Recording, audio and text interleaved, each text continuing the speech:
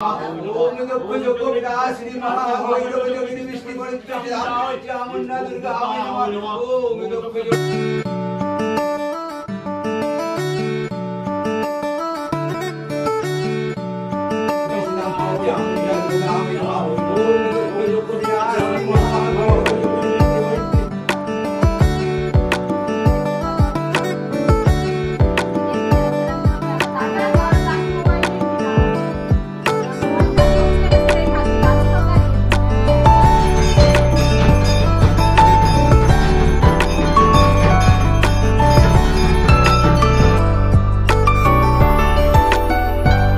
नमस्कार केमन आछो सबाई आशा करी खूब भालो आछो और आमिও खूब भालो आছি आबारो একটা নতুন ব্লগ নিয়ে চলে এসেছি তোমাদেরই সামনে তোমাদেরই সই আমি সঙ্গীতা। দিনটা ছিল দুর্গাপুজোর মহাসপ্তমীর সকালবেলা।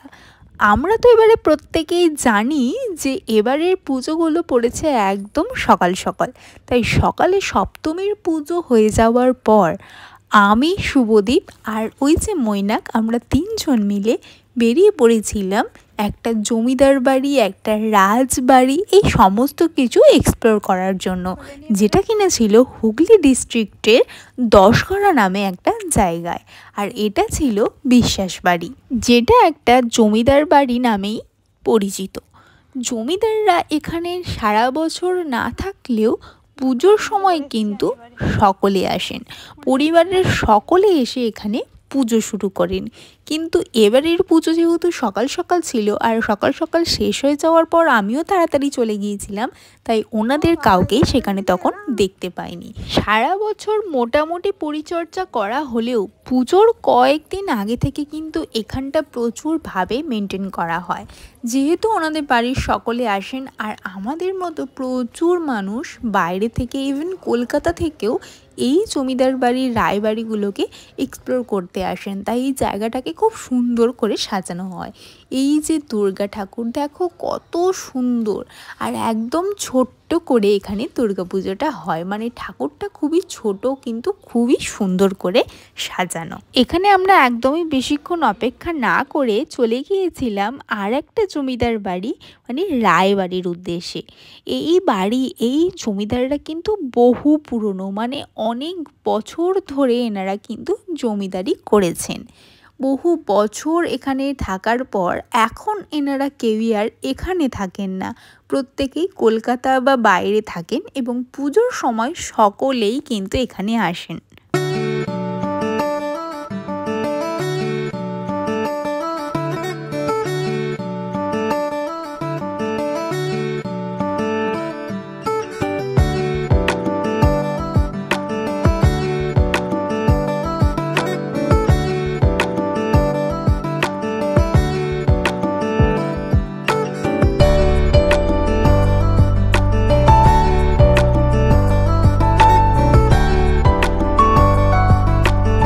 যেমনটা আমি তোমাদেরকে বললাম যে এই প্রত্যেকটা জমিদার বাড়িতে কিন্তু প্রচুর মানুষ বাইরের থেকে আসেন, আর তেমনটা তোমরা চোখের সামনে দেখতেই পাচ্ছ। এনারা কিন্তু প্রত্যেকেই এসেছেন কলকাতা থেকে, মানে এক একটা ট্রাভেলার বাসে করে একসঙ্গে অনেকজন মিলে এসেছেন, আর প্রত্যেকের গলায় একটা করে আই কার্ড ঝোলানো রয়েছে যাতে নিজেরা নিজেদেরকে আইডেন্টিফাই করতে পারেন।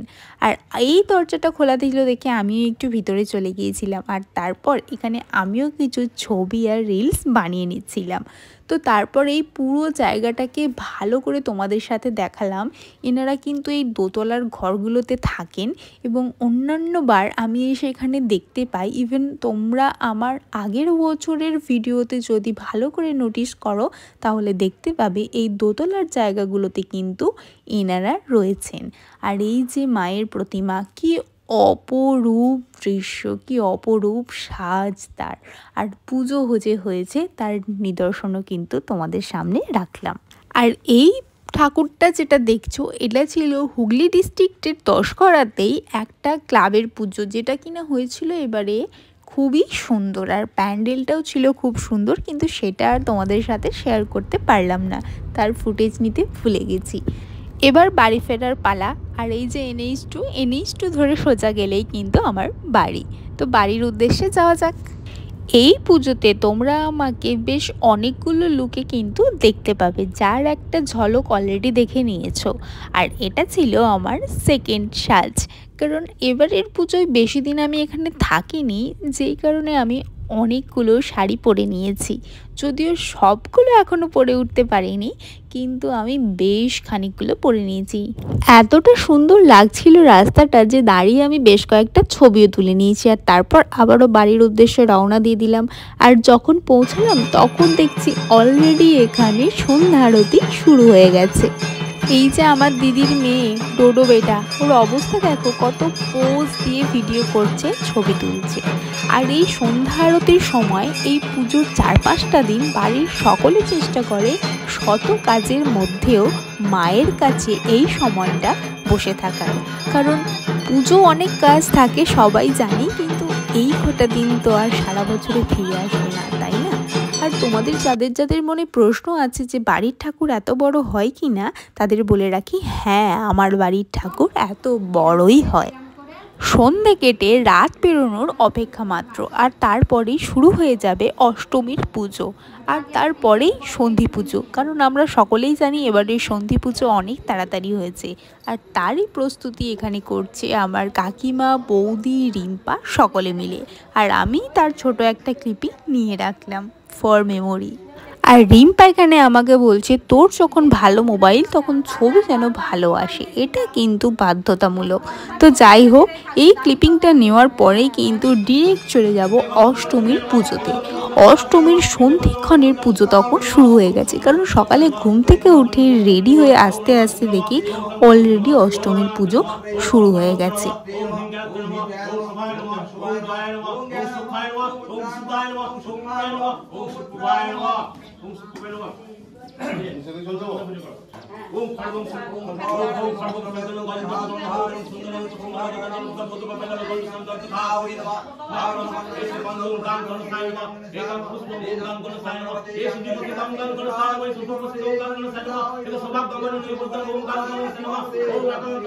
বেশ অনেক বছর হয়ে গেল আমি কিন্তু অষ্টমীর সন্ধিক্ষণের উপোস করি। সন্ধিক্ষণ না হওয়া পর্যন্ত জল চা কিছুই খায় না। এই সন্ধিক্ষণের পুজোর পরেই কিন্তু জল চা পান করি। আর আমার সাথে সাথে এই বাড়িতে আরও অনেকেই করে থাকে। আর এই সন্ধি পুজোয় উপোস করে এই প্রদীপ জ্বালানোটা একটা বিশেষ পার্ট বলে আমরা সকলেই মনে করি। আর সেই প্রদীপ জ্বালাতেই এখন চলে এসেছি। এরপরে শুরু হয়ে যাবে অষ্টমীর সন্ধিক্ষণের আরতি, তারপরে বলি, একে একে যেগুলো হয় সব বাড়িতে সেগুলোই এখানে হবে। আর তারপর আমি বেশি কথা বলার সুযোগ পাবো না, কারণ এই ভিডিওটাকে আমি বেশি বড় করতে পারিনি। তার কারণ তোমরা আমার পরের বড় ভ্লগে অবশ্যই জানতে পারবে। তো তোমরা পুজোটাকে দেখতে থাকো।